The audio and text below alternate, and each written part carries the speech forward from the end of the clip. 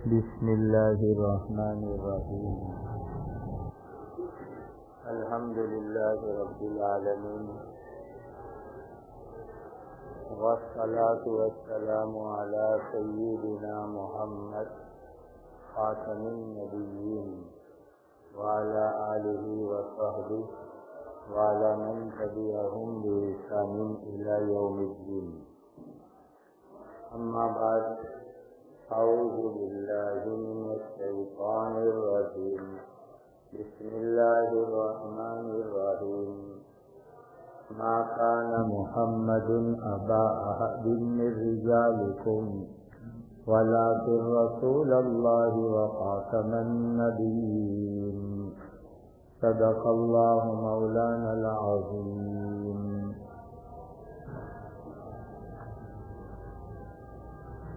سب سے پہلی بات یہ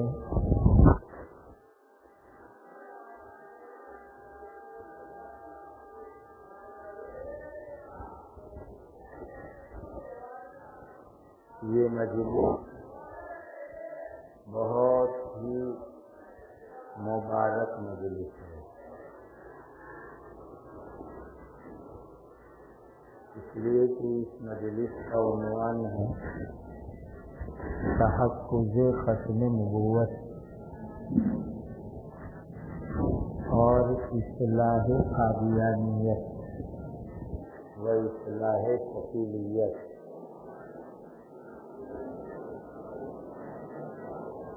سب سے پہلے ہم لوگوں کی نیت یہ ہونی چاہیے کہ تحفظ ختم نبوت کے اس عقیدے کے اوپر جو فضائل ہیں، جو ثواب ہے، اس کو حاصل کرنا ہمارا مقصود ہے. عجیب عجیب فضائل ہیں، عنوان پر کام کرنے کے، محنت کرنے کے. ایک دو فضائل میں آپ کو سناتا ہوں، اس نیت سے تاکہ اس کام کی اہمیت ہمارے دلوں میں اور زیادہ اجاگر ہو جائے، مضبوط ہو جائے. عجیب بات،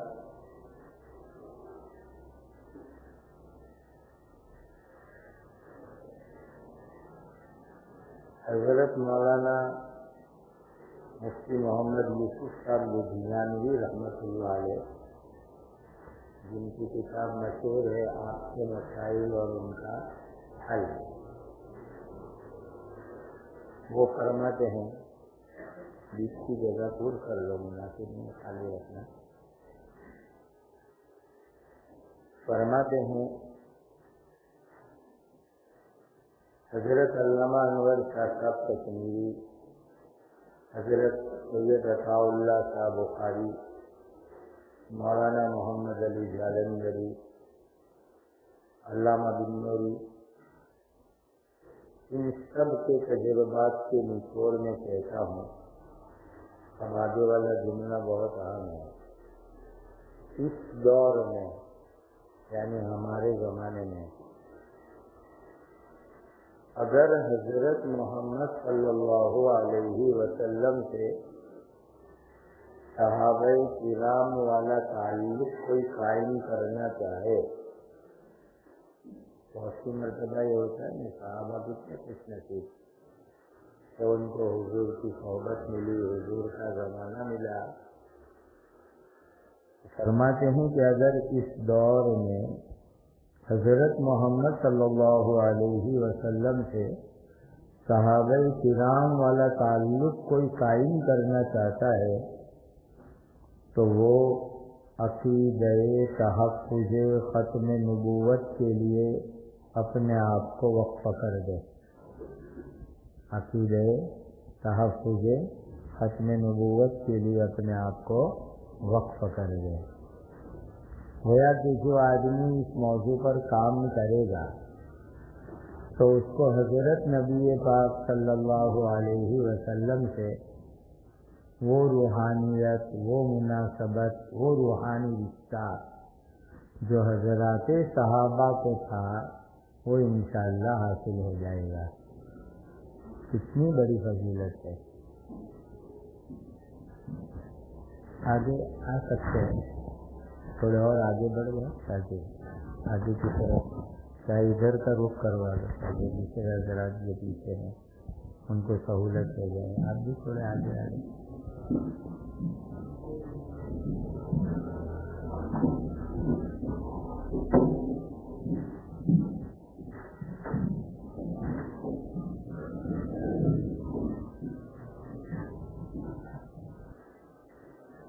یہ ایک فضیلت بھی بہت بڑی تھی کہ حضرت نبی پاک صلی اللہ علیہ وسلم سے صحابہ والا تعلق اگر کوئی قائم کرنا چاہتا ہے اس دور میں تو وہ تحفظ ختم نبوت کے لیے اپنے آپ کو وقف کر دے گا۔ ایک دوسری عجیب بات سناتا ہوں۔ حضرت مولانا عبداللہ صاحب درخواستی رحمۃ اللہ علیہ بہت بڑے محدث بھی تھے، بڑے عالم بھی تھے، بڑے صاحب نسبت ولی تھے۔ ایک مرتبہ ہجرت کا ارادہ کر کے مدینہ منورہ تشریف لے گئے۔ رات کو خواب میں حضرت نبی پاک صلی اللہ علیہ وسلم کی زیارت نصیب ہوئی۔ فرمایا خواب میں کہ میرے ملک میں دین کا کام کرنے والے کافی لوگ موجود ہیں، یعنی مدینہ المنورہ میں، تم اپنے ملک واپس چلے جاؤ۔ حالانکہ ہجرت کر کے مدینہ پہنچے تھے۔ فرمایا کہ تم واپس اپنے ملک چلے جاؤ اور میرے بیٹے سید عطا اللہ کو سلام کہنا۔ کیونکہ حضرت عطا اللہ صاحب بخاری رحمۃ اللہ علیہ سید بھی تھے، ختم نبوت کا بڑا کام کرتے تھے۔ سلام کہنا اور یوں کہنا تم ختم نبوت کے لیے جو کام کر رہے ہو، میں گنبد خضرا میں تمہاری کامیابی کے لیے اللہ کے سامنے جولی پھیلا کر دعا مانگ رہا ہوں۔ کتنی بڑی بات کہ تم جو ختم نبوت کے لیے کام کر رہے ہو، میں گنبد خضرا میں تمہاری کامیابی کے لیے اللہ کے سامنے جولی پھیلا کر دعا مانگ رہا ہوں۔ اندازہ لگاؤ اس کام کے اوپر کتنی بڑی فضیلت ہے، کتنی بڑی اہمیت ہے۔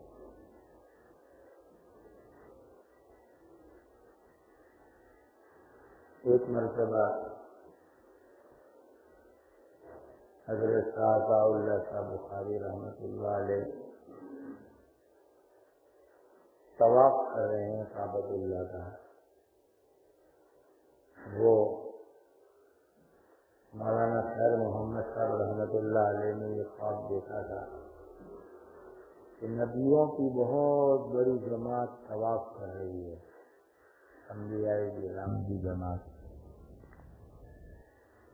اور نبیوں کی جماعت کے ساتھ ساتھ حضرت شاہ عطا اللہ صاحب بخاری رحمۃ اللہ علیہ بھی طواف کر رہے ہیں نبیوں کی جماعت کے ساتھ۔ بعد میں پوچھا گیا کہ اتنا بڑا مقام کے انبیاء کے ساتھ طواف کر رہے ہیں، تو کیا یہ مقام اس برکت سے ملا کہ ختم نبوت کے لیے جو کام کرتے ہیں اس کی برکت سے ان کو یہ مقام ملا کہ انبیاء کرام کے ساتھ وہ طواف کر رہے ہیں۔ اس سے اندازہ لگاؤ کہ یہ کتنا بڑا مبارک کام ہے، کتنا اونچا کام ہے۔ اس لیے ہمیں نیتیں کرنی چاہیے، عزائم کرنے چاہیے کہ ہم اس مبارک کام کو اپنی سعادت سمجھ کر کے کریں. تحفظ ختم نبوت کا کام یہ ہماری اپنی سعادت ہے، اپنی خوش نصیبی کے ساتھ ہم یہ کام کریں. آگے اخیر میں ایک اور عجیب ملفوظ سناؤں گا انشاءاللہ. اب دوسری اہم نیت ہمیں کیا کرنی ہے؟ ایک نیت تو ہو گئی کہ تحفظ ختم نبوت کی محنت پر جو فضائل ہے، جو بشارتیں ہیں، اس کو حاصل کرنا ہمارا مقصد ہے. دوسری نیت اچھی طرح سمجھ لو. ہمیں قادیانی ہو یا شفیعی ہو یا کوئی بھی اور گمراہ فرقہ ہو، مناظرے میں، مباحثے میں ان پر غلبہ حاصل کرنا، ہمارے علمی کمالات کے ذریعے ان کو خاموش کر دینا، یہ ہمارا مقصود نہ ہو. کہ مباحثے میں، مناظرے میں ہم اپنے علمی کمالات کے ذریعے ان کو خاموش کر دے رہے، ہرا دے رہے، ذلیل کر دے رہے، رسوا کر دے رہے، یہ مقصد نہ ہو. مقصد یہ ہے جو ہمارے مسلمان بھائی اپنی جہالت کی وجہ سے قادیانیت یا شفیعیت میں پھنسے ہوئے ہیں، ان کی اصلاح ہو جائے، وہ توبہ کر لے رہے اور صحیح عقیدوں پر آ کر اپنی آخرت بنا لے رہے، آخرت درست کر لے رہے. اس لیے کہ شفیعیت والا عقیدہ ہو، قادیانیت والا عقیدہ ہو، یہ گمراہ عقیدہ ہے، ایمان کی بربادی ہے، آخرت کی بربادی ہے. اس وجہ سے ایک درد، قرآن فکر جو بیچارے جہالت کی وجہ سے ایسے غلط عقیدوں میں پھنس گئے ہیں، ہٹا دیے گئے ہیں، ان کے برین واش کیے گئے ہیں،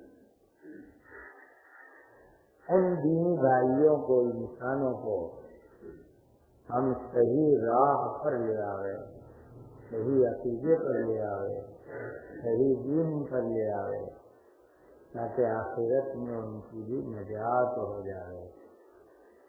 یہ ہماری بنیادی نیت ہونی چاہیے.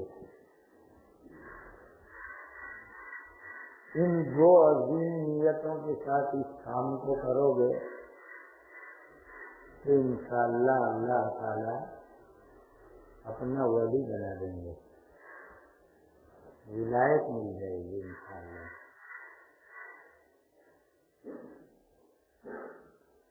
اور حضرت نبی کریم صلی اللہ علیہ وسلم سے خصوصی روحانی پاکیزہ نسبت انشاءاللہ حاصل ہو جائے گی.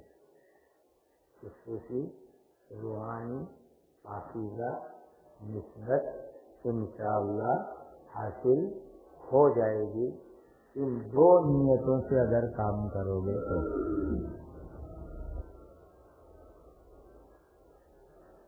اب قادیانی لوگ، شفیعی لوگ، ان کی عادت ہوتی ہے کہ غیر ضروری چیزوں میں پھنسا کر کے باتیں کرنا بہت اہم نقطہ ہے. غیر ضروری مباحث میں پھنسا کر کے لوگوں کو گمراہ کرنا. مثال کے طور پر ان کو گمراہ کرنے کے لیے ان کے پاس جو گمراہی پھیلانے کے جو جال ہے، اس کا ایک بہت بڑا موضوع ہے اجرائے نبوت اور عدم اجرائے نبوت، کہ نبوت کا سلسلہ جاری ہے یا نبوت کا سلسلہ بند ہو گیا ہے،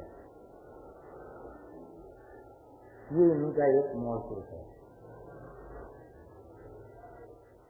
اور مناظروں میں جب وہ آتے ہیں مباحثے میں تو اس موضوع سے لوگوں سے بات کرتے ہیں۔ اس سلسلے میں ایک دو نقطے آپ ذہن میں یاد رکھ لیجیے۔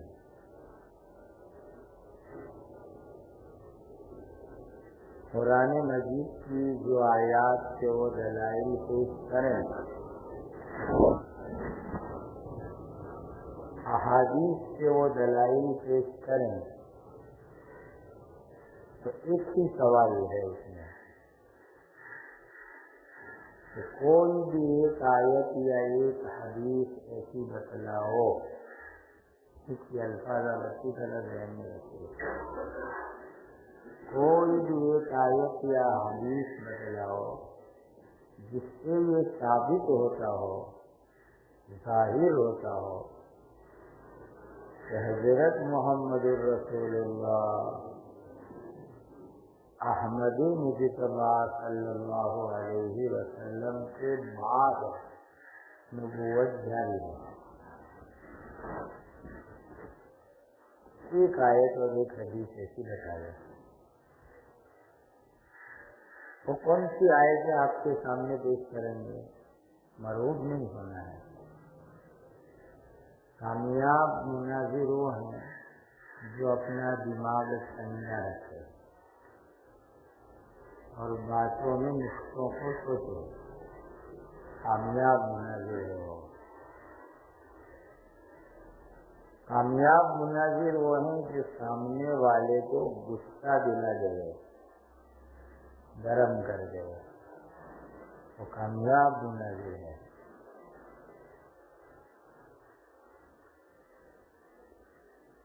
اس کے لیے ایک نفسیاتی اصول ہے، غصے کی حالت میں فیصلے مت کرو اور خوشی کی حالت میں کسی کو وعدے مت کرو، نفسیاتی اصول ہے۔ قاضی کے لیے بھی یہی ضابطہ ہے کہ غصے میں وہ کوئی فیصلہ نہ کرے۔ ایک مثال دیتا ہوں میں آپ کو، مناظر کو کیسے گرم کیا جائے اور ہمارا مناظر کیسے ٹھنڈا رہے۔ میرے مرشد میرے استاد حضرت مفتی محمود حسن صاحب گنگوہی رحمۃ اللہ علیہ بڑے اونچے درجے کے مناظر بھی تھے۔ حضرت کے چھوٹے چھوٹے رسالے چھپے ہوئے ہیں، رضا خانیت، قادیانیت، شیعیت، غیر مقلدیت، یہ سب آپ کو پڑھنے چاہیے۔ اس میں عجیب عجیب چھوٹے چھوٹے عقلی نقطوں سے انہوں نے سامنے والوں کو جو ہے میدان چھوڑ کے جاوے یا اصلاح ہو جاوے، اس پر آمادہ کیا ہے۔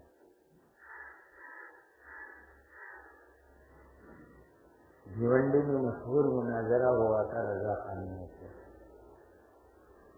رضا خانی امام عالم ارشد القادری صاحب مناظرے میں آئے تھے، دارالعلوم دیوبند سے حضرت مولانا ارشاد صاحب فیض آبادی رحمۃ اللہ علیہ بڑے مناظر تھے۔ مولانا سید محمود مدنی صاحب کے پہلے بیوی تھے ابا، اور حضرت مفتی محمود صاحب گنگوہی رحمۃ اللہ علیہ دونوں حضرات مناظرے میں پہنچے تھے۔ تو کسی موقع پر ارشد القادری صاحب نے اپنے لوگوں کو خطاب کر کے کہا، دیکھیے عام مسلمان بھائیوں، آپ ہی فیصلہ کیجیے، جو لوگ نبی کے لیے یہ کہتے ہو وہ کہتے ہو، جو ان کی عادت ہے، پھر ان میں اور خنزیر میں کیا فرق باقی رہ جاتا ہے؟ حضرت رحمت اللہ علیہ نے کوئی جواب نہیں دیا اس کا، اپنی کرسی سے کھڑے ہوئے، حضرت کے ہاتھ میں لکڑی رہتی تھی آقا، وہاں سے ناپنا شروع کیا ارشد القادری کی کرسی تک، انہیں اور خنزیر میں کتنا فرق رہتا ہے۔ وہ اس سے اتنا برہم ہوا کہ پھر دماغ ہی مستحضر نہیں رہا، کیا بات کرتا ہو، اتنی ہی باتیں ہو۔ یہ ہمارے مناظر کا کمال، خود ٹھنڈے دماغ رہ کر کے سامنے والے کو برہم کر گئے، وہ کامیاب مناظر ہے۔ اور ایسے چھوٹے چھوٹے نقطے بڑے عجیب ہوتے ہیں۔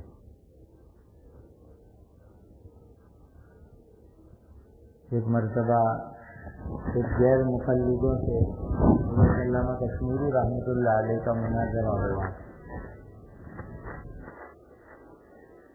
کہ آپ لوگ حدیث کو نہیں مانتے ہیں، علماء کے اقوال کو مانتے ہیں۔ بالکل فرمایا نہیں، ہمیں جتنا حدیث سے تعلق ہے شاید اس کا اس سے پھر بھی آپ کو نہیں ہوگا، نہیں، ہم ہر چیز میں حدیث رکھتے ہیں، ہر مسئلے میں ہمارے پاس حدیث ہے۔ تو کاش تھا آپ کے پاس کتنی حدیث ہے؟ آپ لوگ جہاں دیکھو گے ابو حنیفہ نے یہ کہا، امام ابو یوسف نے یہ کہا، ارے ساتھ نے فرمایا دیکھو میرے پاس کتنی حدیثیں میں سناتا ہوں، اور کھڑے ہو کر کے بخاری شریف پڑھنا شروع کی، زبان میں 11ویں صفحے تک وہ دیکھتا رہا بخاری شریف کر کے، ایک لفظ کا بھی فرق نہیں آیا۔ جب صاحب نے 12ویں صفحے کی عبارت زبانی شروع کی تو سیڑھی اتر کر مناظر بھاگ گیا ہے غیر مقلدوں کا، کہ ان سے کیسے مناظرہ ہوگا؟ یہ ہے بڑی بات۔ اب اس میں ایک اہم بات ذہن میں رکھیں کہ جرائے نبوت، عدم جرائے نبوت کے لیے میں نے آپ کو نسخہ بتا دیا کہ ہمیشہ ان کے مناظر سے ہم یہ پوچھیں گے کہ حضرت محمد صلی اللہ علیہ وسلم کے بعد نبوت جاری ہے، اس سلسلے میں کوئی ایک آیت اور حدیث پیش کرو، وہ کبھی پیش نہیں کر سکتے۔ وہ قرآن کی وہ آیات پیش کریں گے جس میں سابقہ انبیاء کے واقعات کی حکایت ہے، اور وہاں مزاری کے سوچے آئے ہیں۔ اب وہ کہے گا مزاری استمرار کے لیے آتا ہے، دوام کے لیے آتا ہے، سب صحیح، لیکن وہ سب واقعات ہے سابقہ انبیاء کے جو قرآن میں نقل ہوئے ہیں۔ ہم ان سے یہ دلیل کا مطالبہ کریں گے، ایک آیت ایک حدیث ایسی بتلاؤ کہ جس سے یہ ثابت ہوتا ہے کہ حضرت محمد صلی اللہ علیہ وسلم کے بعد بھی نبوت کا سلسلہ جاری ہے۔ وہ کبھی ایک آیت یا حدیث پیش نہیں کر سکتے۔ ایک دوسرا نقطہ ذہن میں رکھو اس موضوع پر، وہ عقلی دلائل بھی دیتے ہیں۔ مثال کے طور پر ایک عقلی دلیل میں آپ کو دیتا ہوں جو ان کی ہوتی ہے، نبوت رحمت ہے، ہم بھی منع نہیں کرتے، نبوت کو ہم بھی رحمت مانتے ہیں۔ پھر وہ دوسری بات کہتے ہیں کہ رحمت جاری رہنی چاہیے، اور تم ختم نبوت کی بات کرتے ہو تو تم نے تو رحمت کو بند کر دیا. یہ عقلی دلیل بولو. میں بہت اس کو مختصر کر کے بھی بتا رہا ہوں. وہ لوگ اس کو بہت پھیلاتے ہیں. پوری بحث کا حاصل یہ ہوتا ہے کہ نبوت رحمت ہے اور رحمت جاری رہنی چاہیے.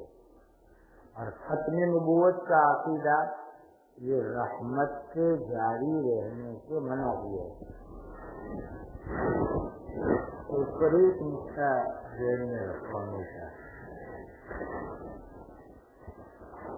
نبوت یقیناً رحمت ہے، لیکن رحمت کا ہمیشہ جاری رہنا یہ ہمیشہ مفید نہیں ہوا کرتا، بلکہ رحمت کے بھی موقع محل ہوا کرتے ہیں. مثلاً بارش رحمت ہے. قرآن کی آیت میں تذکرہ ہے کہ بارش رحمت ہے. اب بتاؤ کہ یہ رحمت اگر ہر وقت جاری رہے تو فائدہ ہوگا یا نقصان ہوگا؟ کبھی اس سال بارش کچھ زیادہ دیر تک چلی تو کسانوں کو کتنے نقصان ہو گئے، لوگ پریشان ہو گئے. یقیناً نبوت رحمت ہے، لیکن رحمت کا موقع اور محل ہوتا ہے. بارش رحمت ہے اللہ تعالیٰ کی، لیکن ہر وقت جاری رہنا اس کا مناسب ہوتا نہیں ہے. ایک اور مسئلہ آپ اچھی طرح ذہن میں رکھیے. قادیانی لوگ جو فالتو باتیں کرتے ہیں اس میں ایک ہے حیات عیسیٰ وفات عیسیٰ. یہ مسئلہ انہوں نے چوری کیا ہے انگریزوں اور عیسائیوں کے یہاں سے.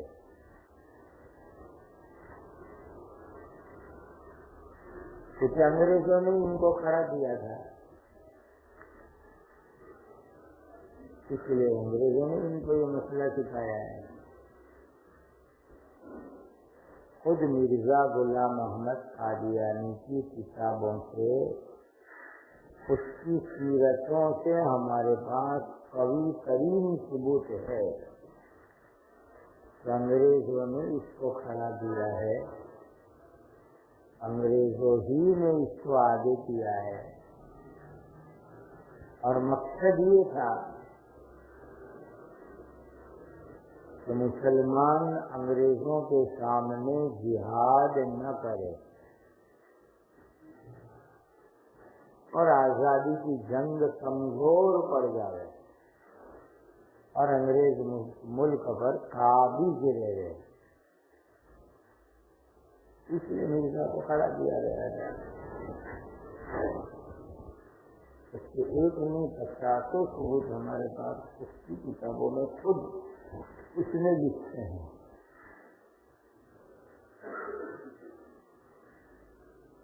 تو انگریزوں نے اس کو یہ سکھایا حیات عیسیٰ اور وفات عیسیٰ کا مسئلہ. اب اس موضوع پر بھی تھوڑے بہت وہ لوگ چلتے ہیں.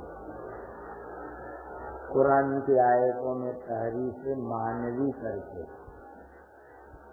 تھوڑے بہت چلتے ہیں وہ لوگ. اس میں ایک بات یاد رکھو، سیدھی سیدھی بات. حضرت عیسیٰ علیہ السلام زندہ ہے یا حضرت عیسیٰ علیہ السلام کی تمہارے کہنے کے مطابق وفات ہو گئی ہے، تو اس سے مرزا کا کیا تعلق ہے؟ حیات عیسیٰ یا وفات عیسیٰ کے مسئلے سے مرزا کا کیا تعلق ہے؟ یہ بہت بڑا سوال ہے جو قادیانی لوگ جواب نہیں دے سکتے. تمہیں اس بات سے کیا لینا دینا؟ حیات عیسیٰ ثابت کرو یا تمہارے کہنے کے مطابق وفات عیسیٰ ثابت کرو. اس سے مرزا کا کیا تعلق اور مرزا کی نبوت کا کیا تعلق ہے؟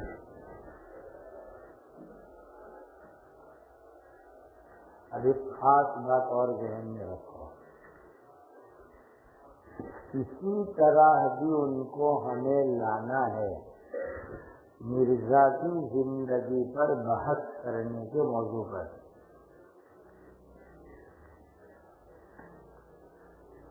اگر وہ یوں کہہ رہے کہ نبوت جاری ہے تو کون ہے نبی؟ تو مرزا کا نام لیں گے۔ حیات عیسیٰ، وفات عیسیٰ، پھر اس سے آگے چل کر کے وہ لوگ بعض مرتبہ ایک دوسرا موضوع بھی لیتے ہیں۔ حضرت عیسیٰ علیہ السلام کا جو دوبارہ نزول ہونے والا تھا وہ ہو چکا۔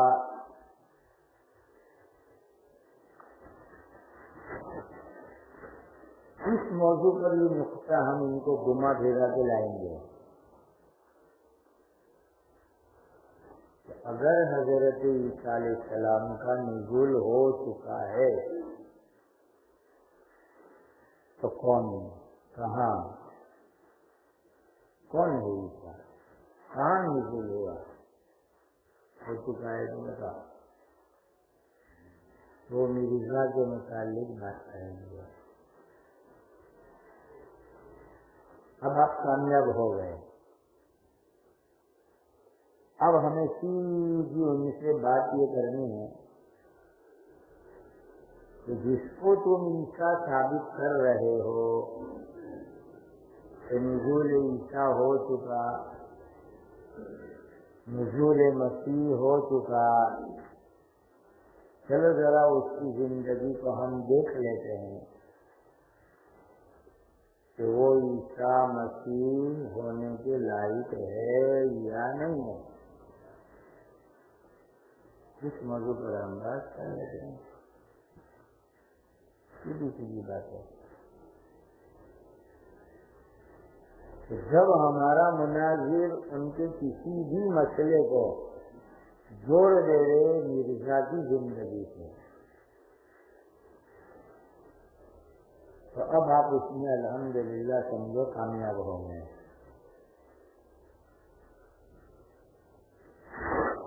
ہمیشہ ہمیں یہ کوشش کرنی ہے کہ مرزا غلام احمد کی زندگی کے بارے میں ان کے آدمی کو بحث و مباحثے پر لے آنا ہے۔ نبوت کی بات ہو، حیات عیسیٰ وفات عیسیٰ کی بات ہو، نزول مسیح کی بات ہو، وہ ساری چیزوں کو منطبق کرتے ہیں مرزا کی ذات پر۔ تو ہمیں دینا چاہیے مرزا کی زندگی کے بارے میں ہم بات کر لیتے ہیں، انشاءاللہ وہ بحث میں کبھی نہیں چل سکتے۔ اس کی وجوہات ہے وہ میں آپ کو کرتا بھی دیتا ہوں، اس میں پھر آپ دیکھ کرتے بھی کہ کیسے اس موضوع کے اوپر ہم ان کو صحیح بات سمجھا سکیں گے۔ اس نقطہ اور ذہن میں رکھو، یہ ایک مستقل تحریک ہے جس کا نام انہوں نے تحریک احمدیہ رکھا ہے، مرزا غلام احمد کے نام سے۔ میں آپ سے بہت ادب سے ایک اصطلاحی درخواست کرنا چاہتا ہوں، ہماری زبان کبھی ان کی معاون نہ بنے، ہماری زبان کبھی ان کی مؤید نہ بنے۔ مثلا وہ بھلے اپنے آپ کو احمدی کہتے ہیں لیکن ہم کبھی ان کو اپنی زبان سے جماعت احمدی یا احمدی نہیں کہیں گے، بھولے سے بھی نہیں کہیں گے۔ کہو انشاءاللہ۔ ہمیں تو لفظ قادیانی ہی چلانا ہے، اور یہ لفظ اتنا چلاؤ محلے غم میں، محلے برائی میں، اس کو اتنا چلاؤ اس لفظ کو لوگ گالی سمجھنے لگے،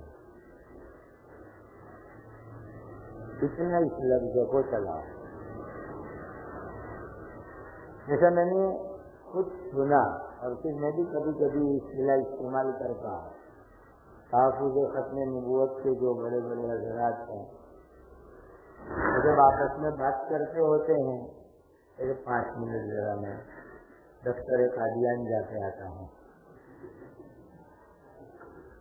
اس سندھ میں جانا ہو تو دفتر قادیان جا کر کے آتا ہوں، یہ انہوں نے اصطلاح بنا رکھی ہے۔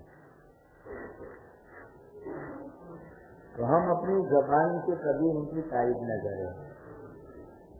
ایک زمانے میں ہمارے بزرگوں نے اسپیکر تقسیم کروائے تھے، خوب لگوائے تھے، چھوٹا سا اسپیکر تھا لیکن بہت اچھا تھا۔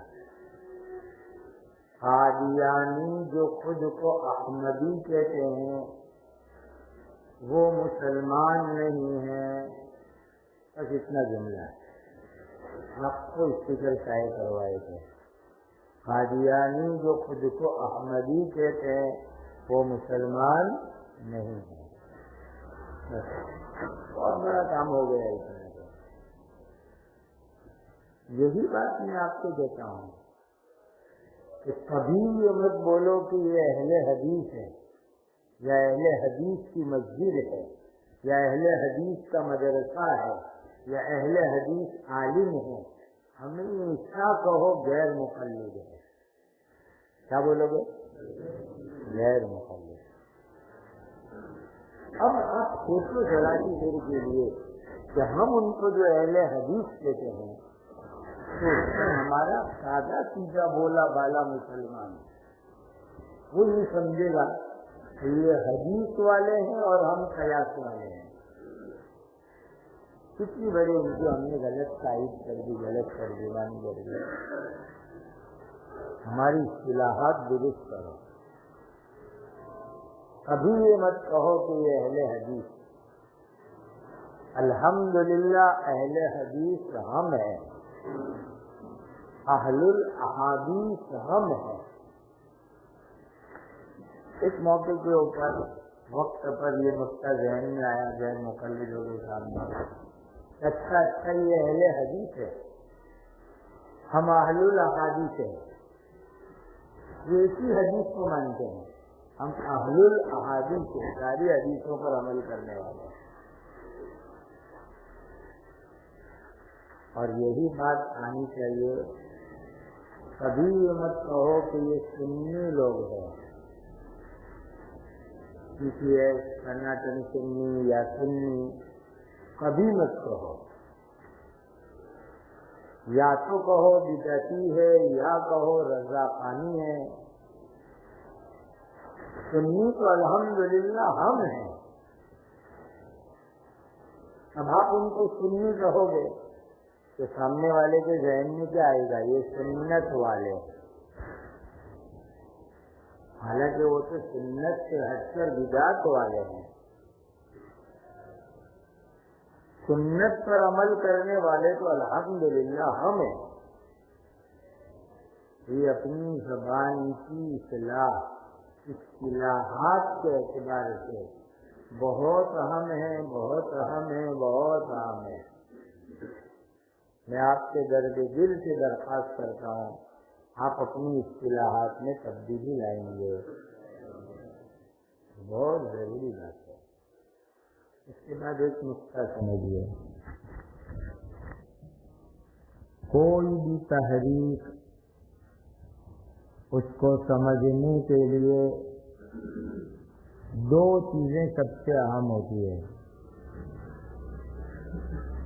یہ اصول آپ کو ہمیشہ کام آئے گا، دوسری جگہوں پر بھی کام آئے گا۔ کسی بھی تحریک کو سمجھنے کے لیے 2 اہم چیز، نمبر 1 تحریک کے بانی کے حالات اور زندگی، جو بانی ہے اس کے حالات کیا، اس کی زندگی کی. نمبر 2، تحریک کے بانی نے لوگوں کے سامنے جو دستور العمل پیش کیا وہ یہ ہر چیز میں آپ کو کام آنے والی چیز ہے.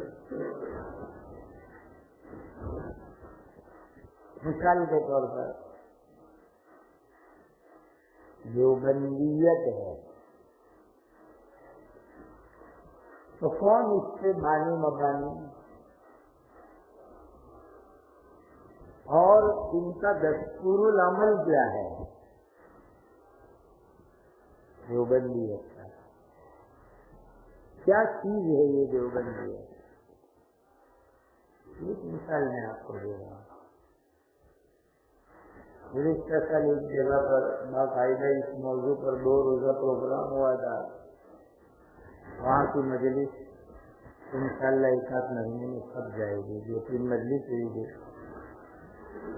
جب سب جائے تو آپ مفتی رضوان صاحب کو کہیے کہ آپ کو وہ پہنچا ہے، آپ ضرور مطالعہ کیجیے اس کو. دیوبندیت کیا ہے، تاریخ کیا ہے دیوبندیت کی، اور دیوبندیت دستور، عقائد، کیا خلاصہ، کیا تعارف ہے، وہ پڑھنا چاہیے. کیونکہ ہم اپنے آپ کی نسبت دیوبندی کرنے کو سعادت سمجھتے ہیں. ایک سیدھی سادی بات، کوئی پوچھے کیا ہے دیوبندیت؟ اہل سنت و جماعت کی اس زمانے میں صحیح شکل دیکھنی ہو تو وہ ہے دیوبندیت. ایک دم آسان جواب. اہل سنت و جماعت ما انا علیہ و اصحابی، اس کی بہترین اور کامل شکل صورت اس دور میں اگر دیکھنی ہے تو وہ کیا ہے؟ دیوبندی. جواب سمجھ میں آ گیا مختصر اور جامع کہ حدیث میں کہا گیا ما انا علیہ و اصحابی، جس پر میں ہوں اور میرے صحابہ، جس کو کہتے ہیں اہل سنت و جماعت. تو اس دور میں اہل سنت و جماعت کی کوئی آسان، صحیح، جامع شکل، تصویر، صورت، حقیقت دیکھنی ہو تو اس کا نام ہے دیوبندیت. ہمارے استاد حضرت مولانا ابراہیم کا پتنی دامت برکاتہم ابھی چند دن پہلے مجھے فرمانے لگے کہ قبر میں جو 3 سوال ہونے والے ہیں اس میں ایک سوال ہے تمہارا دین کون سا؟ ایسا میرا یقین ہے کہ اگر کوئی دین کے جواب میں یوں کہتے رہے کہ میں دیوبندی ہوں تو انشاءاللہ وہ پاس ہو جائے گا. اور اس کا پوچھے کہ تمہارا دین کون سا، کہتے دینا دیوبندی ہوں، تو انشاءاللہ وہ پاس ہو جائے گا. یہ جواب تو کسی تحریک کے سلسلے میں یہ 2 بات ہمیشہ ذہن میں رکھیے، بانی اور اس کا پیش کیا دستور العمل. اب ہم مرزا کی احمدیہ جماعت، اس کے بانی کے بارے میں چند باتیں آپ دیکھ لیجیے. چند باتیں، کچھ بات اس کے بانی کے سلسلے میں بہت اہمیت کے ساتھ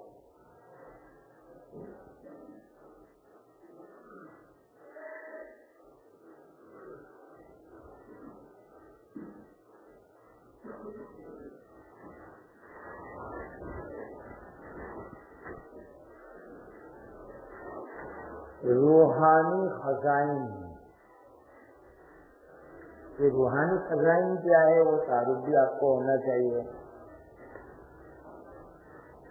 مرزا نے اپنی زندگی میں 80 اور 5 85 किताबें उसके नाम से छाए हुए, उसके मुसन्निफ होने के तौर पर।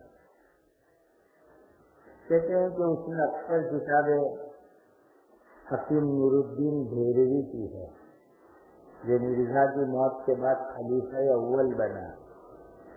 इस वक्त 5वीं खिलाफत चल रही है मिर्जाइयों के यहाँ।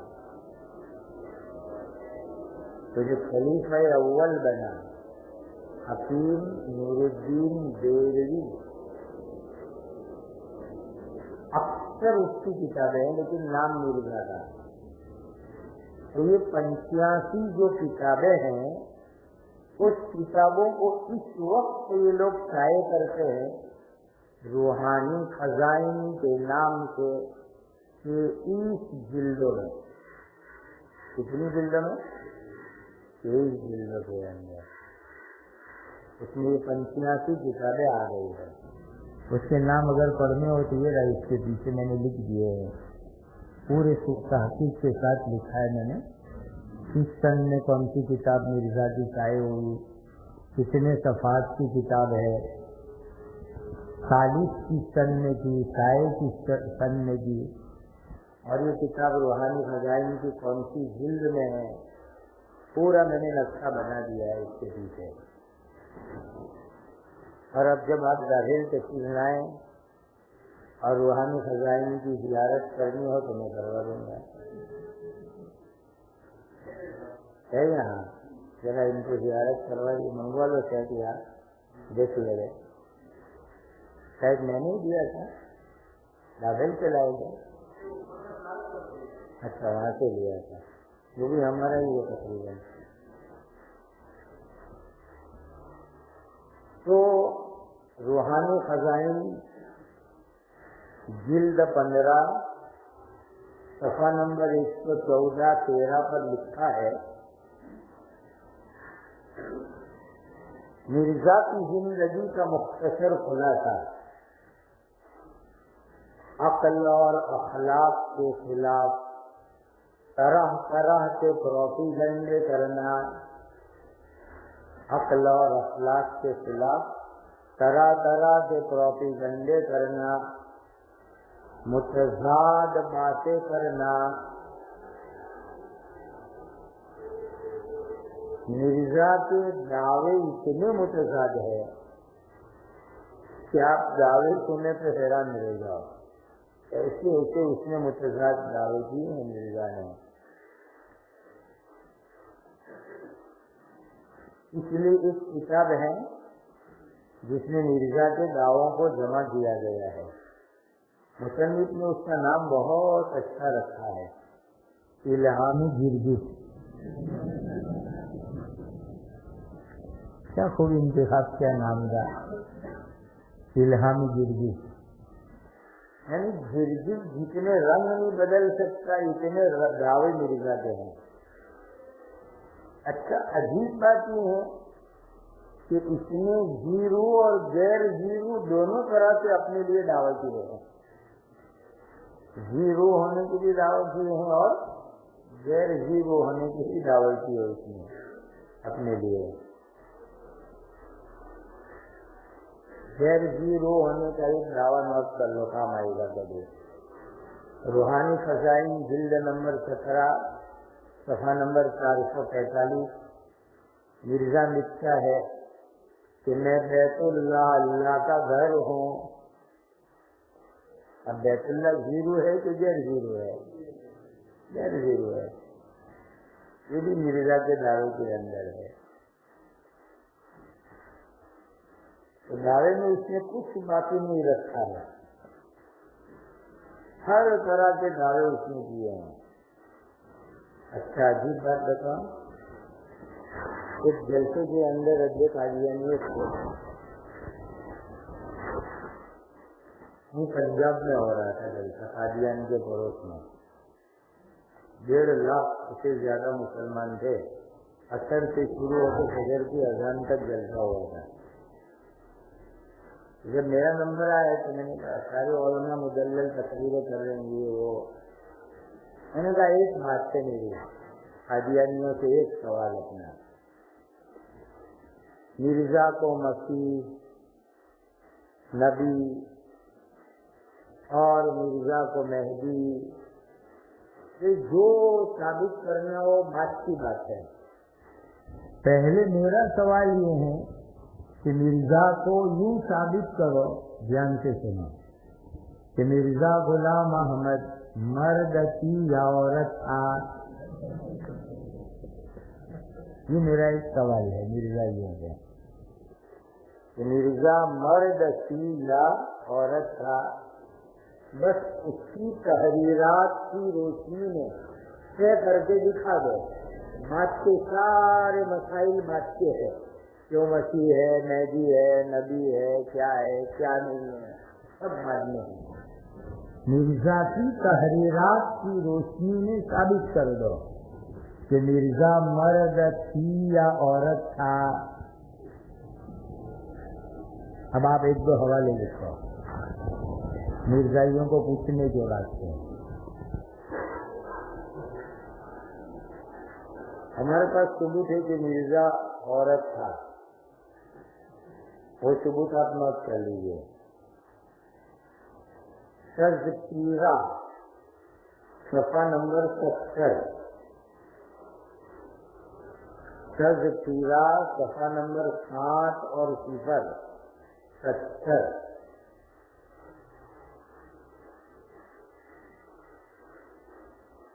اب تذکرہ کیا ہے وہ بھی سمجھو۔ مرزا کے اوپر جو وحی نازل ہوتی تھی اس کے کہنے کے مطابق وہ وحی کا مجموعہ، اس کا نام ہے تذکرہ۔ کتنا خطرناک نام چوری کیا انہوں نے۔ ما انزلنا علیک القرآن لتشقى، اور آگے الا تذکرۃ لمن یخشی۔ تذکرہ تو صفت ہے قرآن مجید کی، مرزا کی وحی کا مجموعہ وہ شائع کرتے ہیں۔ اتنا ذقین دیکھو، اس کا نام رکھا ہے تذکرہ۔ ہے آپ کے پاس مفتی صاحب تذکرہ بھی ہے، منگوا لو۔ عجیب انداز ہے تذکرے کا، آپ دیکھو حیران رہ جاؤ گے۔ مرزا کی وحیاں جو ہے نا وہ عجیب ہے۔ پہلے حوالہ نوٹ کر لیا، تذکرہ صفحہ نمبر 70 کے اندر لکھا ہے مرزا نے کہ میں مریم ہوں۔ مرزا نے خود اپنے لیے لکھا ہے کہ میں مریم ہوں۔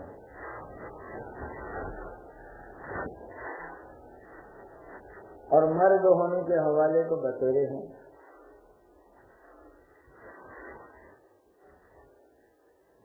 اس لیے ہم مرزائیوں سے ایک سوال یہ کیا کرتے ہیں کہ بھائی مرزا کی نبوت، مسیحیت، مہدیت سب بات کی بات، پہلے یہ ثابت کرو کہ مرزا مرد تھی یا عورت تھا۔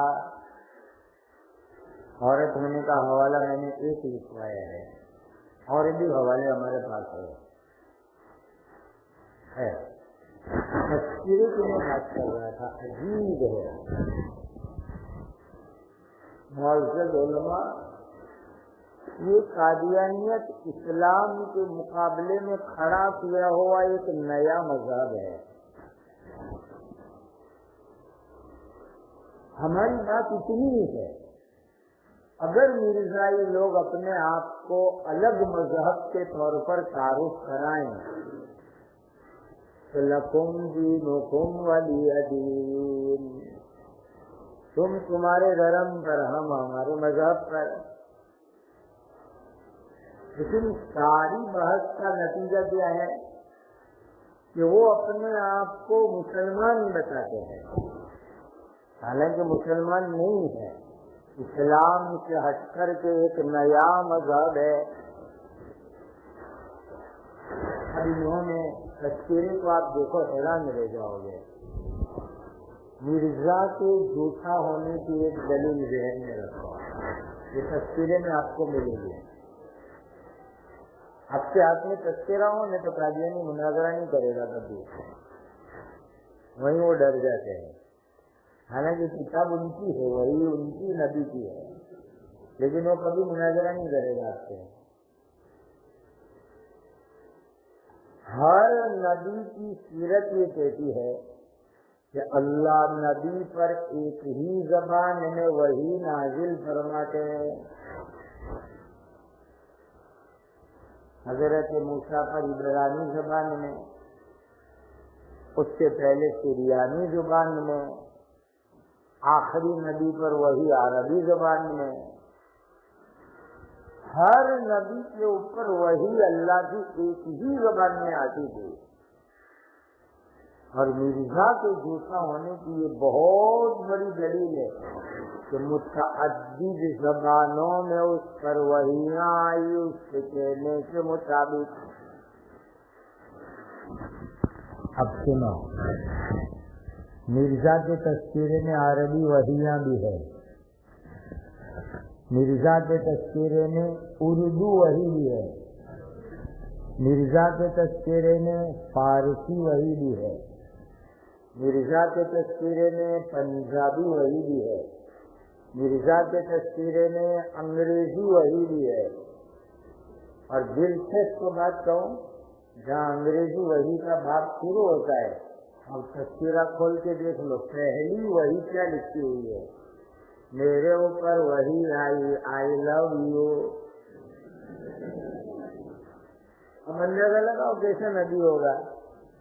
انگریزی وحی کا باب آپ خود تذکرہ کھول کے دیکھ لو، اول وحی وہاں یہ لکھی ہوئی ہے. اب آگے سنا، بعض ایسی زبان میں بھی وحی ہے کہ خود مرزا یوں کہتا ہے کہ مجھے بھی نہیں معلوم یہ کون سی زبان کی وحی ہے، وہ بھی تذکرے میں موجود ہے. انگریزی، اردو، ہندی، پنجابی، انگریزی اور نامعلوم زبان میں وحی.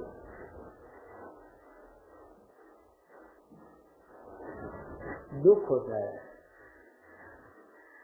کہ مرزائیوں کے یہاں مرزا کی بیوی نصرت جہاں بیگم کو مرزائی لوگ ام المومنین کہتے ہیں.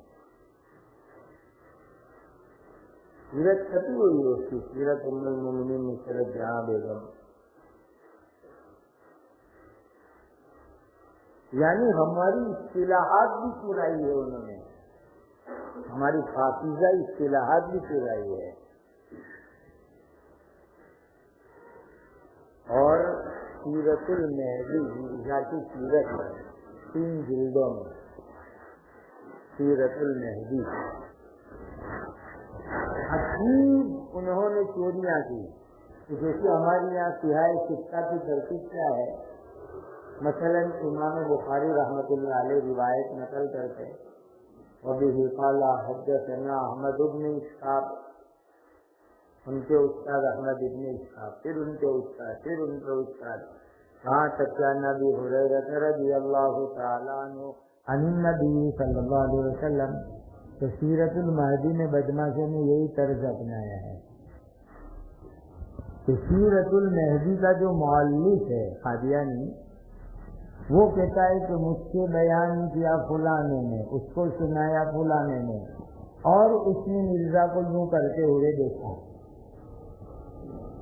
بالکل سند حدیث جو ایک پاکیزہ مبارک سلسلہ ہے، اس کی سب ان بدماشوں نے چوری کی ہے.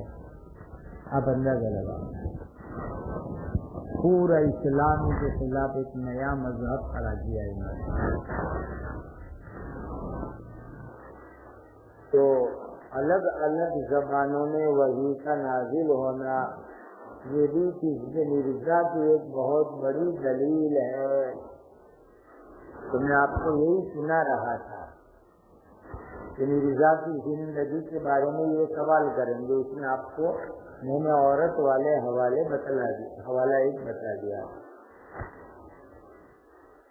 سیرت المہدی جلد اول صفحہ 232. ایک عجیب بات لکھی ہے مرزا کی زندگی کے بارے میں. جوانی میں عشقیہ شعر و شاعری آپ کا بہترین مشغلہ تھا. جوانی میں عشقیہ شعر و شاعری یہ مرزا کا بہترین مشغلہ تھا. سیرت المہدی جلد اول صفحہ 232. اور آپ سب کا میرا ایمان ہے کہ حضرات انبیاء کرام کی زندگی دعوی نبوت سے پہلے بھی صاف ہوتی ہے. اعلان نبوت تو بہت بعد میں ہوتا ہے، لیکن اعلان نبوت سے پہلے بھی انبیاء کی زندگی بالکل صاف ستھری ہوتی ہے. اور یہ مرزا کی زندگی کا حال ہے. بلکہ مکہ والے حضور کو اعلان نبوت سے پہلے زیادہ مانتے تھے. پورے مکہ والے صادق الامین پر متفق تھے.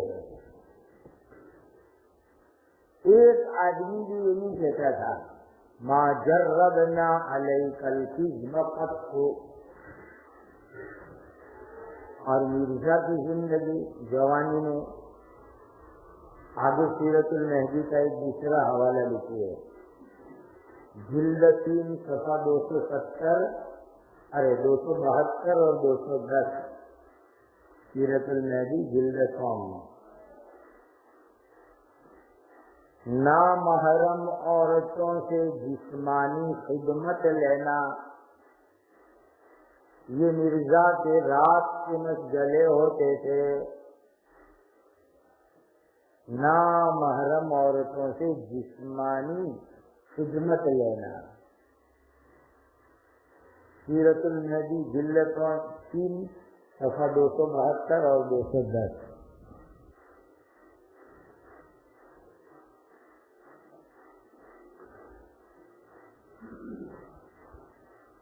بنے نبی اور سنو، زندگی میں کبھی حج نہیں کیا، کبھی زندگی میں زکوٰۃ ادا نہیں کی، زندگی میں اعتکاف نہیں کیا. زکوٰۃ نہیں، حج نہیں، اعتکاف نہیں. سیرت المہدی جلد اول صفحہ 68. سیرت المہدی جلد اول صفحہ 68.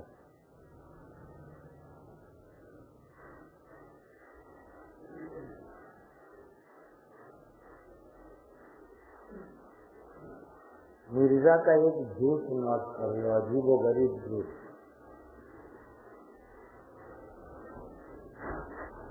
انبیاء سچے ہوتے ہیں اور مرزا کے جھوٹ پر تو آپ کتابیں لکھ ڈالو.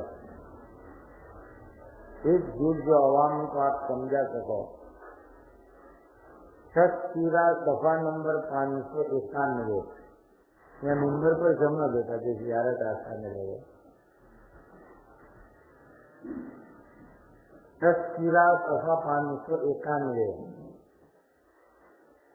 مرزا کی وحی سنو، ہم مکہ میں مریں گے یا مدینہ میں. کھڑی کر کے کھڑی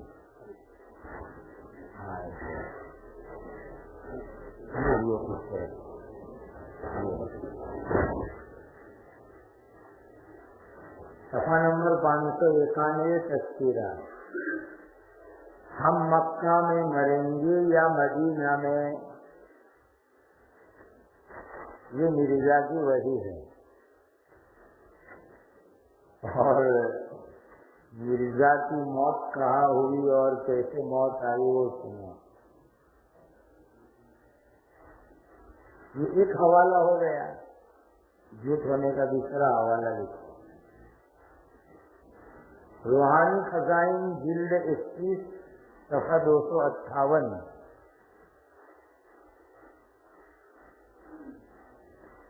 اللہ تعالیٰ نے مجھے صاف لفظوں میں اطلاع دی کہ تیری عمر 80 سال ہوگی،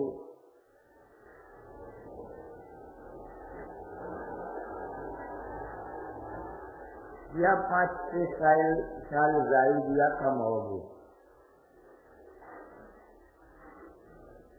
روحانی خزائن جلد 21 صفحہ 258۔ یہ ہے مرزا کی وحی۔ اب سنو،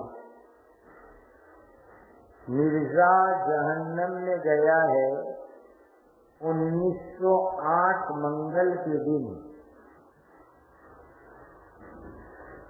1908 منگل کے دن مرزا کی موت ہوئی ہے، اور موت ہوئی ہے لاہور میں۔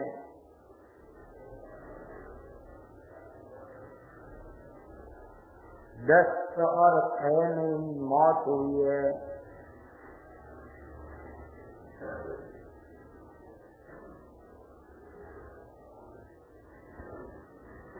گویا 80 میں 5 سال 6 سال کم زیادہ والی وہی بھی جھوٹی پڑی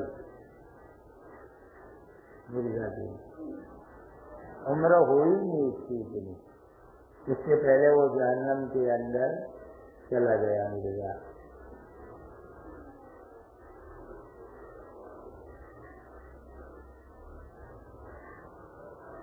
آپ کہیں گے کہ پیدائش کیوں نہیں بتاتے؟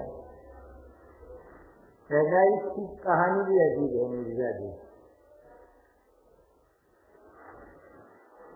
تمام مرزا کی سیرت نگار متفق ہے کہ 1839 یا 40 میں مرزا کی پیدائش ہوئی، اور یہ عمر مرزا نے کیسے نکال کے سیرت نگار کہ 1839 یا 40 میں مرزا پیدا ہوا۔ حوالہ لکھو، روحانی خزائن جلد 13 صفحہ نمبر 177۔ مرزا لکھتا ہے کہ 1857 کی جب جنگ ہوئی انگریزوں کے ساتھ، اس وقت میری عمر 16 یا 17 برس کی تھی۔ 1857 کی انگریزوں کے سامنے والی جنگ کے وقت پر میری عمر 16 یا 17 سال کی تھی۔ یہ خود مرزا نے لکھا ہے، روحانی خزائن جلد 13 صفحہ نمبر 177۔ اس کے سیرت نگاروں نے نتیجہ نکالا کہ 1839 یا 40 کے اندر مرزا کی پیدائش ہوئی ہے، اور مرزا کا باپ بھی انگریزوں کا پکا وفادار تھا، یعنی یہ خاندانی وفادار ہے انگریزوں کے۔ حوالہ لکھو، روحانی خزائن جلد 13 صفحہ 173۔ مرزا لکھتا ہے 1857 کے موقع پر میرے ابا غلام مرتضیٰ نے 50 گھوڑے اور ہتھیاروں کے ذریعے انگریزوں کی مدد کی تھی۔ خود مرزا نے لکھا ہے کہ 1857 میں ہندو مسلم سکھ سب مل کر کے انگریزوں کو بھگانے کی جنگ کر رہے تھے، اور مرزا کا خاندان انگریزوں کی مدد کر رہا تھا۔ 50 گھوڑے سامان کے ساتھ مدد کی ہے انگریزوں کی۔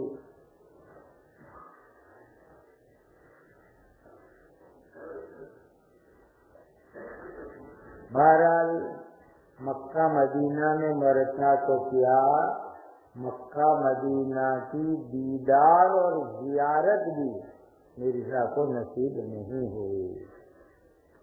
یہ مرزا کے جھوٹا ہونے کی بہت بڑی دلیل ہو گئی، بہت بڑی دلیل ہے پچھلے مرزا کی۔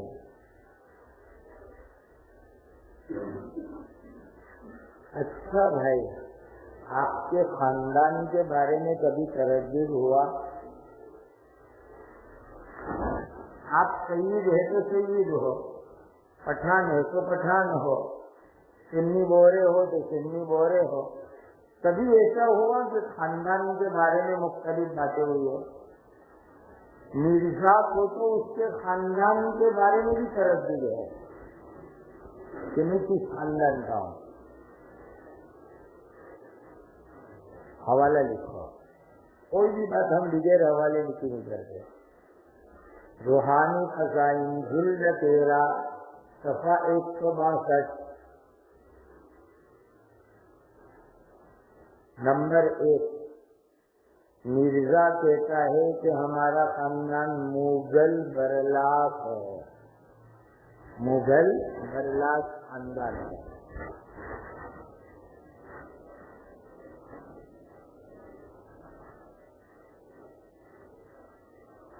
پھر بعد میں چل کر کے مرزا کو پتہ چلا کہ ہمارا خاندان تو فارسی الاصل ہے، فارسی الاصل ہے۔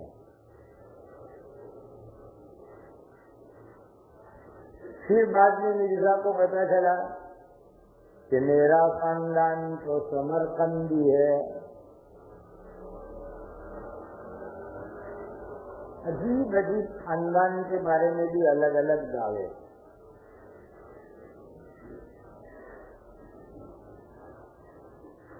ایک حوالہ نوٹ کرو، یہ کبھی کبھی پولیس والوں کو، سرکاری ایجنسیوں کو مرزائیوں کے لیے بتانے میں آپ کو کام آئے گا۔ سرکاری ایجنسیوں کو، پولیس والوں کو یہ بات بتاؤ کہ جس وقت انگریزوں نے ہمارے ملک کو غلام بنا رکھا تھا، اس وقت یہ لوگ بھارت کی آزادی کی جنگ کے مخالف لوگ تھے اور ہر طرح انگریزوں کے وفادار لوگ ہیں۔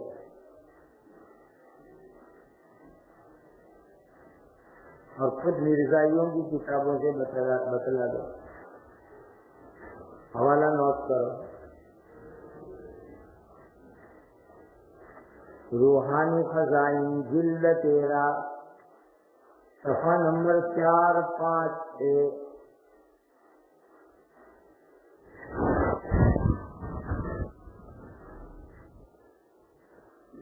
اس میں مرزا نے انگریزوں کے ساتھ کیسے وفاداریاں کی، اس کی تفصیلات موجود ہیں۔ اچھا، ایک عجیب بات، اس زمانے کے اندر جو ہے نا واٹس ایپ اور میڈیا، سوشل میڈیا نہیں تھا۔ مرزا کی نبوت پوسٹروں پر چلتی تھی۔ کس پر چلتی تھی؟ پوسٹر، یعنی اس کے ہر دعوے پر بڑے بڑے پوسٹر شہروں میں چپکتے تھے، لگتے تھے۔ اتنے پوسٹر آئے ہوئے، اتنے پوسٹر آئے ہوئے، تینوں دے گئے۔ یہ 3 الگ الگ جلدیں ہیں، اسی کا نام ہی ہے مجموعہ اشتہارات۔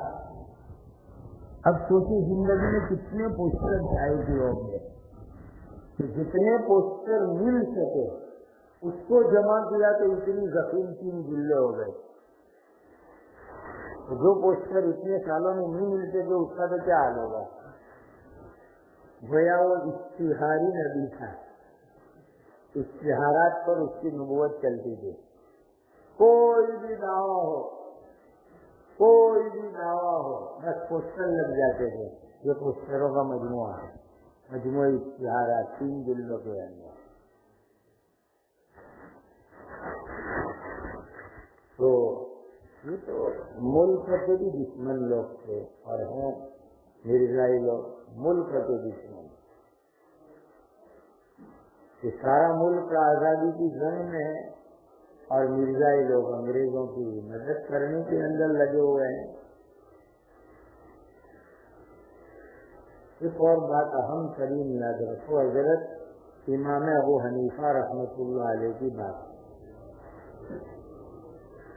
عجیب بات ہے امام صاحب کی.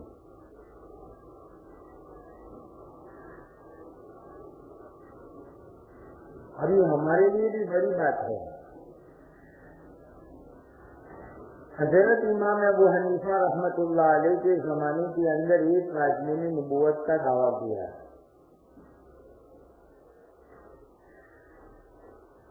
لوگوں کو کہتا تھا کہ میں نبی ہوں، مجھ سے بات کرو، میں دلائل سے اپنی نبوت ثابت کروں گا.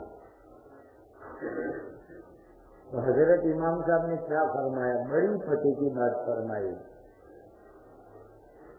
امام صاحب نے فتویٰ دیا کہ جو شخص اس کے نبی ہونے کی دلیل مانگے گا تو وہ کافر ہو جائے گا.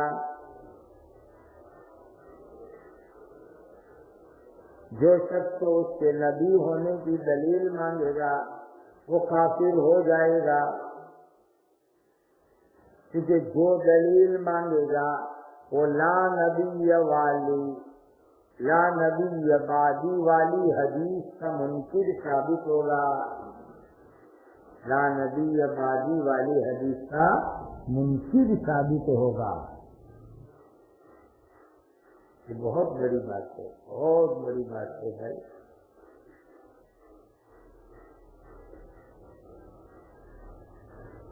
اور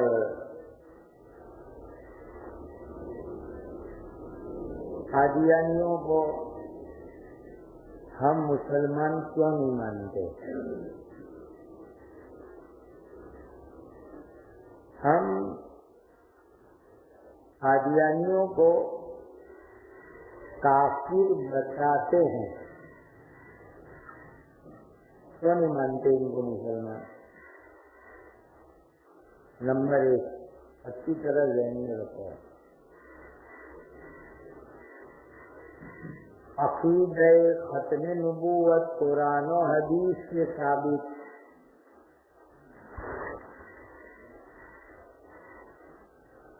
اور مرزا نے نبوت کا دعویٰ کر کے عقیدہ ختم نبوت کا انکار کیا.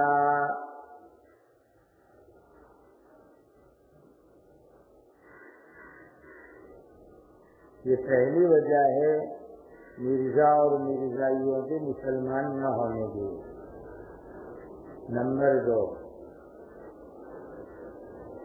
حضرت عیسیٰ علیہ السلام کا باپ مانتا ہے مرزا. یوسف نجار کو مرزائی لوگ حضرت عیسیٰ کا باپ مانتے ہیں.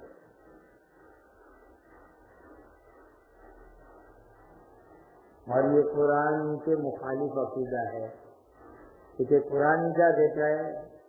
حضرت عیسیٰ علیہ السلام کے کوئی ابا نہیں. فَتَمَثَّلَ لَهَا بَشَرًا سَوِيًّا قَالَتْ إِنِّي أَعُوذُ بِالرَّحْمَنِ مِنْكَ إِنْ كُنْتَ تَقِيًّا قَالَ إِنَّمَا أَنَا رَسُولُ رَبِّكَ لِأَهَبَ لَكِ غُلَامًا زَكِيًّا. پڑھو آگے. قالت انا یکون لی ولد، آگے بڑھو. ولم یمسسنی بشر ولم اک بغیا. جب بشر نے ٹچ تک نہیں کیا، ہاتھ تک نہیں لگایا، تو پھر عیسیٰ علیہ السلام کے ابا کہاں سے ہوں گے؟ مریم کو ٹچ تک نہیں کیا کسی بشر نے. اور مرزائیوں کا ماننا یہ کہ یوسف نجار سے نعوذ باللہ مریم کا غلط تعلق ہو گیا اور اس کے نتیجے میں عیسیٰ پیدا ہوئے. تیسری وجہ سمجھو، حضرت عیسیٰ کے زندہ اٹھائے جانے، آسمان پر قیامت سے پہلے دوبارہ اتارے جانے کا منکر ہے.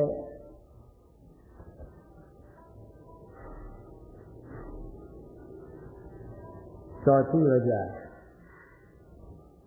حضرت مریم کی شان میں گستاخی،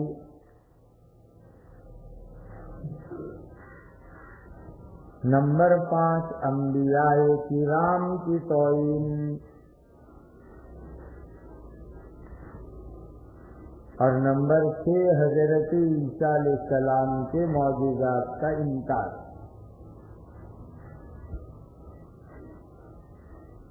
ان کا کلمہ بھی الگ ہے مرزائیوں کا۔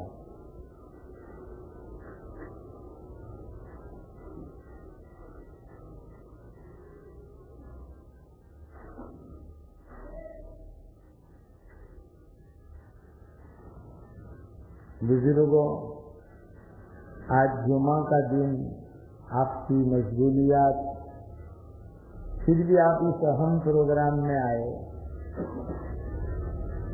میں نے شروع میں بھی 2-4 بشارتیں آپ کو سنائی تھی، سنو،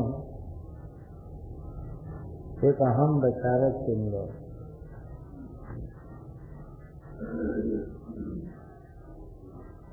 حضرت علامہ کشمیری رحمت اللہ علیہ دابھیل تشریف لا رہے تھے، حج میں جانے کا بھی پروگرام تھا، لیکن مقدمہ بہاولپور کی بات آ گئی کہ وہاں کی فوج نے قادیانیوں کے خلاف دلائل پیش کرنے کے جج کے سامنے، حضرت نے دونوں سفر موقوف کر کے بہاولپور تشریف لے گئے۔ فرماتے تھے کہ میں کیوں آیا یہاں پر، حالانکہ بیمار بھی تھے، 25 روز قیام فرمایا۔ میں نے بہت غور کیا کہ میری زندگی کا کون سا عمل ایسا ہے جسے میں اللہ کے سامنے پیش کروں موت کے بعد۔ تو کوئی عمل مجھے اپنی زندگی کا ایسا نظر نہیں آیا کہ میں جو اللہ کے سامنے پیش کروں۔ امام المحدثین دے رہے ہیں۔ پھر میں نے یہ سوچا کہ موت تو آنی ہی ہے، اگر تحفظ ختم نبوت کے راستے میں موت آ گئے تو اس سے بہتر کیا موت ہوگی۔ اور میں نے اس لیے بہاولپور کا سفر کیا کہ اگر اللہ قیامت کے دن پوچھ لے کون سا عمل لائے ہو، تو کوئی عمل میرے دماغ میں نہیں آیا، تو میں نے سوچا کہ ختم نبوت کے لیے سفر کر لوں، شاید اس کے صدقے میں اللہ کے یہاں میری نجات ہو جائے۔ امام المحدثین کہہ رہے کہ اس لیے میں نے بیماریوں کے باوجود بہاولپور کا سفر کیا کہ میں منصب ختم نبوت کے تحفظ کرنے والوں میں شمار کیا جاؤں، اور اس کے نتیجے کے اندر اللہ کے یہاں میری مغفرت ہو جائے۔ بس یہ ہماری آخرت کی نجات کا بہت بڑا سامان ہے، بہت بڑا سامان ہے۔ اس لیے میرے معزز حضرات علماء، یہ بہت اہم ترین کام ہے، اور جیسے میں نے آپ کو شروع میں 2 عظیم نیتیں بتلا دی کہ ایک تو تحفظ ختم نبوت پر جو بشارتیں ہیں، جو فضائل ہیں، ان کو حاصل کرنا، اور دوسرا ہمارے جو بھائی جہالت کی وجہ سے قادیانیت میں فتیلیت میں پھنس گئے ہیں، ان کی اصلاح کر کے ان کو صحیح راستے پر لے آنا، تاکہ اللہ کے یہاں ان کی بھی نجات ہو جائے۔ ان 2 عظیم مقصد سے مبارک کام کرو، انشاءاللہ آخرت کے اندر شفاعت کا ذریعہ ہوگا۔ اب لائیے وہ قابلات اس کو 20 میں تقسیم کر دو، جن کو نہ ملے وہ مجلس کے بعد وہاں سے وصول کر لے، وہاں دفتر سے ابھی کاپی نہ ہوئی ہے تو بعد میں وصول کرے، الگ الگ جگہ دے دو۔ بیچ میں یہ صرف 4 صفحے ہیں، لیکن قادیانی اور سکیلیوں کے لیے ایٹم بم سے زیادہ خطرناک ہے۔ یہ صرف 4 صفحے۔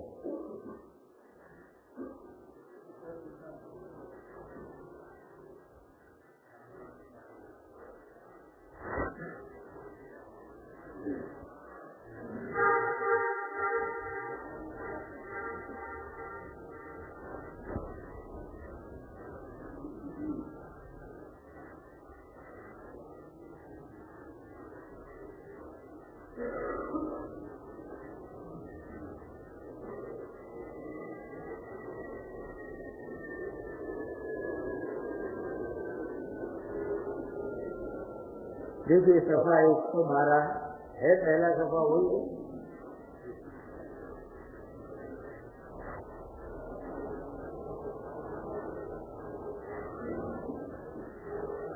صفحہ 112 اس کا عنوان ہے حضرت عیسیٰ علیہ السلام کا مختصر تعارف اور کارنامے۔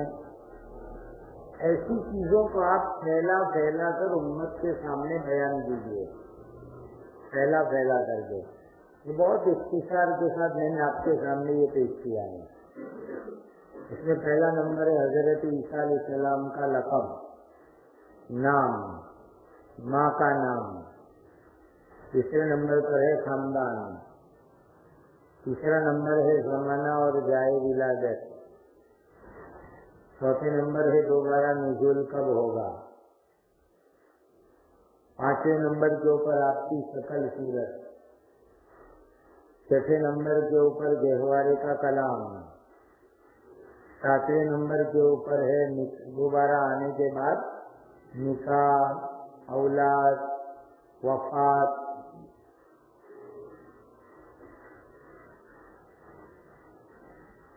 اس میں ایک بات ہے کہ یہ 7ویں نمبر میں یہ لکھا ہوا ہے کہ روزے اقدس کے پاس چوتھی قبر میں آپ کو دفن کیا جائے گا۔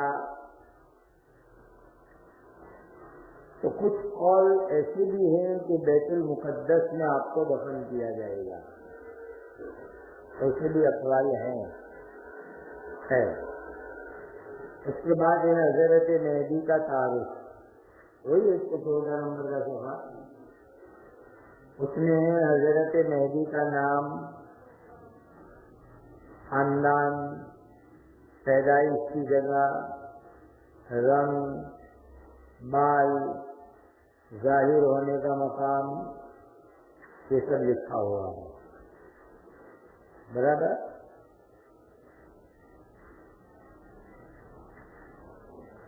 اس کے بعد ہے صفحہ 115، اس کے اوپر شکیل بن حنیف کا مختصر تعارف ہے۔ اب آپ 7 نمبر کا آپس میں تقابل کر لیجئے کہ مرزا کبھی بھی جو ہے عیسیٰ بھی نہیں بن سکتا، مہدی بھی نہیں بن سکتا۔ اس میں ایک صفحہ باقی رہ گیا ہے، وہ بھی انشاءاللہ جوائن کروا دیتے ہیں۔ ابھی آپ لے کے جائیں یا بعد میں حاصل کر لیں، مرزا کے تعارف والا وہ بھی انشاءاللہ آپ کو دے دیتے ہیں۔ اب یہ چند چیزیں اگر آپ ذہن کے اندر رکھیں گے تو انشاءاللہ کبھی بھی کوئی قادیانی سچیدی آپ کے سامنے نہیں آ سکتا، کیونکہ ان کے دعوے گھوم پھر کر کے دو ہی ہوتے ہیں، یا تو مسیح ہونے کا یا مہدی ہونے کا۔ اور یہ چاروں کا آپ تقابل کر رہے، مرزا قادیانی کا، شکیل کا، حضرت عیسیٰ اور حضرت مہدی کا۔ تو جتنی باتیں قرآن حدیث میں آئی ہے وہ مرزا اور شکیل کے اوپر کبھی بھی ثابت نہیں آ سکتی، کبھی بھی ثابت نہیں آ سکتی۔ اب آپ کی زبان کی اصلاح کے بارے میں نے آپ سے شروع میں خود درخواست کی تھی، اس میں ایک بات اور یاد رکھو آپ کا جملہ کیا ہونا چاہیے بیان میں، آپ کا جملہ بچوں کے سامنے درس میں، آپس کی گفتگو میں کیا ہونا چاہیے؟ حضرت محمد مصطفیٰ احمد مجتبی صلی اللہ علیہ وسلم اللہ تعالیٰ کے آخری نبی ہے، آپ کے بعد قیامت تک اسی طرح کا کوئی نیا نبی آنے والا نہیں ہے۔ یہ جملہ آپ کا ہونا چاہیے، بہت اچھی طرح لفظ بلفظ ذہن میں رکھو۔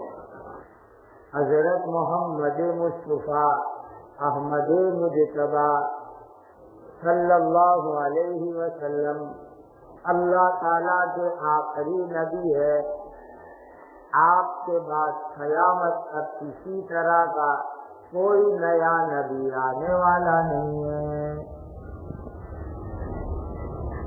تو 60-70% قادیانیت تقیلیت اسی میں ختم ہو جائے گی۔